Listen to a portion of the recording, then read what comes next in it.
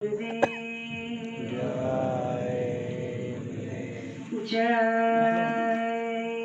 गुरुदेव। जय गुरुदेव। नाम किसका? प्रभु का पावन नाम। तो प्रेम से बोलिए जय गुरुदेव। सबसे पहले योग परिवर्तक परम संत बाबा जय गुरुदेव जी महाराज, इनके चरणों में अरबों खरबों प्रणाम। ईश्वर भगवान और उनकी दृश्य अदृश्य शक्तियों को भी कोटि कोटि प्रणाम। आदरणीय अन्ना जी, इनको भी मेरा प्रेम पूर्वक जय गुरुदेव। साथ ही साथ यहाँ पर उपस्थित टाकरखेड़ा ग्रामस्थ माता पिता भाई बहनों को और दूर दराज से आए हुए सभी माता पिता भाई बहनों को बड़े प्रेम के साथ जय गुरुदेव। प्रेमियों, आज का सत्संग क्यों रखा है, इसकी जानकारी हम सभी को है कि आज हमारे आपके बीच से हमारे आदरणीय गोकुल सर जी इस पंचभौतिक शरीर को छोड़कर चले गए हैं और इस उनके पश्चात ये 10 विधि क्रिया के पहले उन्हें ये सत्संग का कार्यक्रम सुनने को मिल रहा है। ये हमारे आपके लिए और उनके लिए बड़ी सौभाग्य की बात है। दुखद बात तो बहुत है सभी के लिए कि एक हमारे परिवार से, एक गुरु परिवार से एक ऐसा गुरु शिष्य चला गया है जो गुरु का अनन्य प्रिय भक्त था।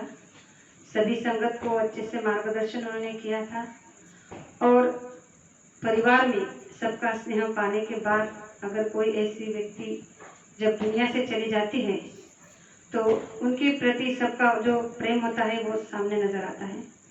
लेकिन विधि के विधान को कोई टाल नहीं सकता। गुरु महाराज इन बातों पर हमेशा जिक्र करते थे। जब भी सत्संग होता था तो भौतिक संसार के इस उदाहरण को लेकर ही होता था। गुरु महाराज बताते थे कि सबसे पहले सत्संग का गुरु महाराज का वाक्य कि प्रेमियों, संसार में जब तुम आए हो तो ये शरीर तुम्हें किराए का मिला है और ये किराए का मकान पता नहीं आपको किस दिन किस समय खाली करना पड़ेगा। लेकिन जब आपका समय पूरा हो जाएगा तो आपको इस शरीर से निकाल दिया जाएगा और आप इस दुनिया से चले जाओगे। इसलिए आपको इस बात का हमेशा जान होनी चाहिए, इस बात को हमेशा ध्यान में रखना चाहिए कि मृत्यु लोक में आप आए हो तो आपको एक दिन मरना भी जरूर है, क्योंकि नाम ही इसका मृत्यु लोक है। यहाँ पर जो जन्मा है उससे मरना ही होगा। इसीलिए मरने से पहले अगर जीने की व्याख्या हम जान जाए तो मरने का दुख कम होता है। जैसे कि अभी भले ही सर का हम आपके बीच से चले जाना बहुत ही दुखद बात है, लेकिन उन्होंने जीते जी मरना भी सीख लिया था। यानी कि गुरु महाराज से नाम का दान लेकर जो ध्यान भजन सिमरन उन्होंने किया था, उससे उन्हें इस बात का पता तो था कि मरने के बाद मेरी जीवात्मा का क्या होगा और कहाँ जाएगी। इसलिए उनकी जीवात्मा सौभाग्यशाली थी कि उन्हें ये अमर पद मिला है कि वो गुरु के दायरे में है। तो इस पर गुरु महाराज ने एक छोटा सा उदाहरण देकर समझाने की कोशिश की थी कि आप हर परिवार में जो भी जन्म लेता है वो अपने कर्म के हिसाब से लेता है, यानी कि कर्म का आदान प्रदान रहता है और इसी हिसाब से हम अपने घर में माँ बाप, पति पत्नी, बच्चे सभी के रिश्ते लेकर एक दूसरे के साथ बंधे जाते हैं। तो एक छोटा सा प्रमाण गुरु महाराज ने दिया था कि अगर हमारे बीच से जब कोई हमारी प्रिय व्यक्ति चली जाती है तो कितना दुख होता है। तो इस पर गुरु महाराज ने एक वाक्य बताया था कि एक बार एक बहन थी, उस बहन को संतान नहीं थी। 20 साल तक उसने संतान के लिए बहुत कुछ कोशिश की, तो भगवान ने 20 साल के बाद में उनकी झोली भर दी और उनके घर में उन्हें पुत्र की प्राप्ति हो गई। लेकिन दुर्भाग्यवश जैसे उन्हें लड़का हुआ तो 20 दिन के अंदर ही वो लड़का मर गया। अब 20 साल के बाद में जिस माँ को बेटा हुआ है वो 20 दिन के अंदर ही मर जाता है। तो आप सब जानते हैं बहने कि कितना दुख इस माँ को हुआ होगा, जिसने 20 साल उस बच्चे के लिए तड़पी रोई और जब उन्हें बच्चे का सुख मिला और उस बच्चे ने उसे माँ कहकर भी नहीं पुकारा, उसके पहले वो बच्चा उसे छोड़कर चला गया। तो उस दुख को वो सह नहीं पा रही थी, बहुत रो रही थी और उस वियोग में उस बच्चे को शव को उठाकर एक सिद्ध महात्मा के पास चली गई और उस महात्मा से कहा कि देखिए महात्मा जी, 20 साल से मैं माँ शब्द सुनने के लिए तरस रही थी, लेकिन जैसे भगवान ने मेरी झोली भर दी, लेकिन पता नहीं कि 20 दिन हुए नहीं कि इस बच्चे ने शरीर को छोड़ दिया, मुझे छोड़कर चला गया है। आप कुछ भी कीजिए, लेकिन मेरे बच्चे को 2 मिनट के लिए जिंदा कर दीजिए। मैं उसके मुख से केवल एक बार माँ शब्द सुनना चाहती हूँ और अपने मातृत्व को मैं एक बहुत बड़ा आधार देना चाहती हूँ कि मेरे मातृत्व मेरा पूरा होगा। तो उस माँ का उस वियोग को देखकर महात्मा बड़े वियोग हो गए। उन्होंने कहा कि ठीक है, मैं 2 मिनट के लिए तुम्हारे बेटे को जिंदा कर सकता हूँ। तो सिद्ध महात्मा ने उस लड़के को 2 मिनट के लिए जिंदा किया। अब जैसे ही बेटे उस लड़के ने आंखें खोली तो उस माँ की तरफ देख रहा है। माँ उस बेटे को अपने गोद में लेकर रो रही है खुशी से और उसे पूछ रही है कि तू 20 साल के बाद में मेरे घर में आया और 20 साल के बाद आने के बाद 20 दिन के अंदर ही चला गया। ऐसा मैंने क्या गुनाह कर दिया था जो तूने मुझे इतनी बड़ी पीड़ा दी, इतना बड़ा दुख दिया कि तू मुझे एक बार भी माँ नहीं बोल सका। तो वो लड़का हंसने लगा और अपनी माँ को बोलने लगा कि कौन माँ, किसकी माँ और कैसी माँ। उसने कहा कैसे बातें कर रहे हो, मैं तुम्हारी माँ हूँ, मैंने तुम्हें जन्म दिया है और 20 दिन के बाद ही तुमने शरीर नहीं।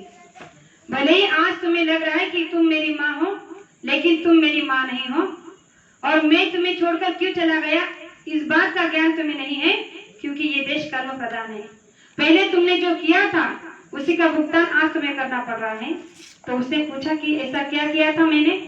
उसने कहा कि पिछले जन्म में तुम मेरी सौतन थी, तुमने मुझसे मेरे पति को छीन लिया था और मैं तुम्हारे सामने ऐसे ही रोई थी, ऐसे ही गिड़गिड़ाई थी, तुम्हारे हाथ पैर जोड़े थे कि मुझसे मेरे पति को मत छीनो, मेरे पति को मुझे लौटा दो। लेकिन तुमने मेरे हंसती जिंदगी में आग लगाकर मुझसे मेरे पति को छीन लिया और मुझे ऐसे ही रोते बिलखते चिल्लाते तड़पाते छोड़कर चली गई। तो आज इस जन्म में मैं तुम्हारा बेटा बनकर इसी वियोग में तुम्हें छोड़कर जा रहा हूँ कि तुम भी जिंदगी भर के लिए मेरे वियोग में ऐसी तड़पो चिल्लाओ और रोती रहो। तो उस महात्मा ने और इतना कहकर उस लड़के ने अपना शरीर छोड़ दिया। तो इस दृष्टांत को गुरु महाराज ने बताते हुए कहा कि ये संसार कर्मों से भरा हुआ है, हर कोई इंसान कर्म तले दबे हैं और इसीलिए तो बाबा जी बार बार कहते थे कि आप कर्म सोच समझ कर करो। भले ही आप संसार में हो, आप ऐसे महापुरुष के पास पहुंचे नहीं हो तो आपको कर्मों का लेखा जोखा पता नहीं, लेकिन एक बार अगर आप ऐसे महापुरुष के चरणों में पहुंच गए और उनके सानिध्य में रहने के बाद अगर आपने कर्मों को नहीं सीखा, कर्मों की व्याख्या को नहीं जाना और फिर भी अनाप शनाप कर्म कर दिए तो फिर आपको आपकी कर्मों की सजा से कोई नहीं बचा सकता। जिस तरह से उस बच्चे ने इस जन्म में आकर उसको बच्चा बनकर उसे जो विरह दिया है, उसे जो तड़प और जो दुख दिया है, वही हम सब आप झेल रहे हैं। आज जो हमारे परिवार में हमारे साथ होता है ये हमारे ही पिछले कर्मों का प्रताप होता है। गुरु महाराज ने कहा है कि ये कर्म प्रधान देश है, इसीलिए तो राम गीता में भी भगवान कृष्ण ने पहले ही लिख के रख दिया था कि कर्म प्रधान विश्व रचि राखा, जो 10 कर्म करी 10 फल चाखा। हम रामायण गीता महाभारत सब पढ़ते हैं सुनते हैं, लेकिन उनमें से आज तक किसी ने इस अध्याय को ठीक से सुना ही नहीं कि कर्म प्रधान विश्व रचि राखा, जो 10 कर्म करी 10 फल चाखा। आज अगर आप बुरा कर्म कर रहे हो तो आपको पता नहीं, आपको इसी जन्म में उसका भुगतान भी करना होगा। इसीलिए गुरु महाराज ने कहा कि आप सोच समझ कर कर्म करो ताकि आपका आने वाला जो भी समय है वो अच्छे से चला जाए, क्योंकि ये कर्मों के बंधनों से दुनिया और देश में कोई नहीं छूट कर गया है। न ही भगवान राम को इस कर्म से छूटना पड़ा, न ही भगवान कृष्ण को। तो हम आप किस खेत की मूली है कि हमें इस कर्म के बंधन से मुक्ति मिलेगी। इसलिए गुरु महाराज ने कहा है कि इस कर्म बंधन से छूटने के लिए आपको संत महात्माओं के बताए रास्ते पर चलना होगा, ध्यान भजन सुमिरन करना होगा।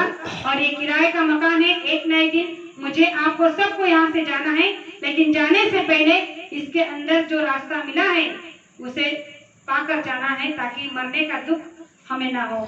तो समय को ध्यान में रखते हुए मैं आप सभी से बार बार यही कहना चाहूंगी कि कर्म करने की आजादी मिली है तो कर्म ऐसे करो कि जाने के बाद भी हमारी पूजा हो, हमारे बाद में लोग चर्चा करें। जैसे कि हमारे महाराष्ट्र के संतों ने कहा है कि मरावे पर कीर्ति रूपे उड़ावे। जैसे कि आज सर के बारे में सभी लोग बता रहे हैं कि बहुत ही अच्छे व्यक्ति थे, अच्छा व्यक्तिमत्व था, सबके लिए बड़े सराहनीय विचार थे। तो इन्हीं विचारों के साथ मैं आप सभी से बार बार यही विनती करना चाहूंगी कि हम सब भी ऐसे ही कर्म करें कि जाने के बाद हमारे सबकी कीर्ति, यश कीर्ति को सब याद करें। तो जो दो बातें मैंने आज आपके सामने रखी, हो सकता हो कहने में एक शब्द ऐसा निकल गया हो जो मुझे नहीं कहना चाहिए था, तो मुझे आपकी छोटी बेटी समझकर माफ करना, ऐसे आशा करती हूँ। और मेरे दो शब्द को यही विराम देना चाहती हूँ। जय